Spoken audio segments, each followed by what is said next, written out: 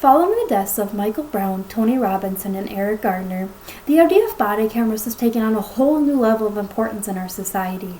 This debate has become more and more prevalent in our society because police officers have been in the spotlight of mainstream media. As someone who watches the news and reads news articles almost every single day, I have seen what people are actually saying about this debate. This is relevant to everyone today because this is something that could change the future. By the end of this speech, you will become knowledgeable on what people on the pro side are saying as well as what people on the con side are saying. We will begin by exploring the pro side to this pertinent debate that is happening right now.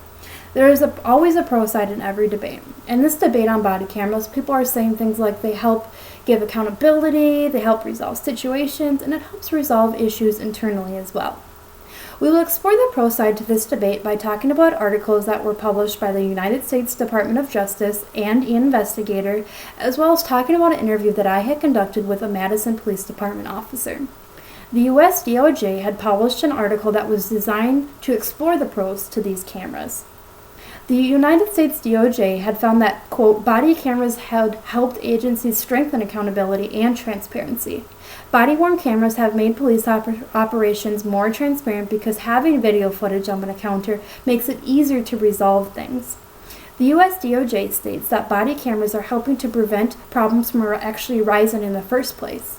It was found that body cameras are worn by law enforcement officials not only identified these problems, but also corrected those problems. 94% of respondents use body-worn camera footage to train officers. These cameras can identify those officers who are abusing their authority and can show officers who are committing other misconducts.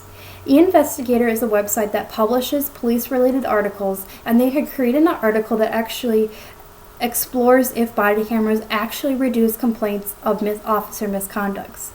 These will minimize the complaints about behavior that an officer does because it will minimize the complaints about unnecessary use of force. According to the investigator, the use of cameras can also provide real hard evidence of situations and decisions that the officer makes. These body cameras can protect the officer because it can help prevent and de-escalate situations. The video footage that is captured may actually help speed up court proceedings and can lead to a reduction in expenses. Officer Dan Swanson with the Madison Police Department knows firsthand why these cameras would be useful and how they can help with the department. He starts off by saying it would help improve trust relationships between police and the community. He talks about how people would really get a first-hand look as to what officers do and what they go through. Over 80% of complaints against police are actually made up. He talks about an own experience of his where a girl he had arrested was in his back seat and she was screaming that she was going to press assault charges against him. Thankfully, the whole interaction was recorded and it was found that there was no assault that was actually going on. Overall, body cameras can increase accountability, transparency, they can reduce the amount of complaints, and it can increase the trust between officers and the community. After talking about the articles by the U.S. DOJ and eInvestigator, and also talking about an interview that I had conducted with Officer Dan Swanson, it is now time to explore the con side. For this debate, the people who are against body cameras that are worn by officers state that they have concerns for citizens and officer privacy and the overall cost of these cameras. For the con side, we will look into an article by Michael White, and we will look into an article that was published on Police One. We will also talk about an interview that I conducted with Officer Vollraff of the Maple Bluff Police Department. Michael White states that he has a few concerns for not only the citizens' privacy, but also the officers' privacy. Body cameras can capture the real-time traumatic experience of citizens who were victims of crime, medical emergency, and accidents, as well as those who are being detained and arrested. Michael White states that law enforcement agencies should be cautious when using these. Michael White explains that a lot of states actually require two-party consent before there is recording of private conversation. He goes on to talk about the officer's privacy that might be violated and that there are a few concerns that officers might be subjected to unsolicited fishing expeditions by their supervisors. Jonathan Brunt, who is a police writer for Police One, had created an article that talked about how a Spokane County chief weighs in the pros and cons of body cameras in the U.S. The chief questions why it is necessary to record some interactions, because officers see people who are at their best and people who are at their worst. He tells the interviewer that we need to be thoughtful in terms of how the material is used and what public benefit actually comes from it.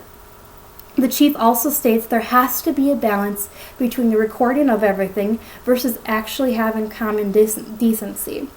There are a lot of questions that are related to the constitutional rights that have stemmed up from this debate. Does the officer actually have to keep the camera on? What would happen if someone does not want the officer to record them in their own home? Samuel Valrath is an officer with the Maple Bluff Police Department, and he has a few concerns about these cameras. He starts off by talking about the cost. Though the cameras are actually the cheapest part, they need to think about the computer hardware that is actually needed to house all of this information.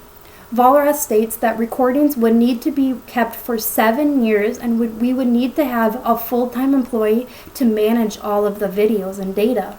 It would cost $1 million in the first year to put the cameras on all of the officers and to manage the data. He goes on to tell me that these people in bad neighborhoods who want positive change have fears of retaliation. Because those people who often give officers information confidentiality, having these cameras can break that confidentiality. Body cameras that could threaten the community and officer privacy. It could also cost the department a lot. They can ruin some bonds that were created in high departments. Overall, we have looked deeper into both sides of this debate on whether or not law enforcement officials should or shouldn't be required to wear body cameras while on duty. This topic, whichever way it may go, will change the future. And that is why I hope you have gained more knowledge about body cameras by listening to this speech today. Thank you.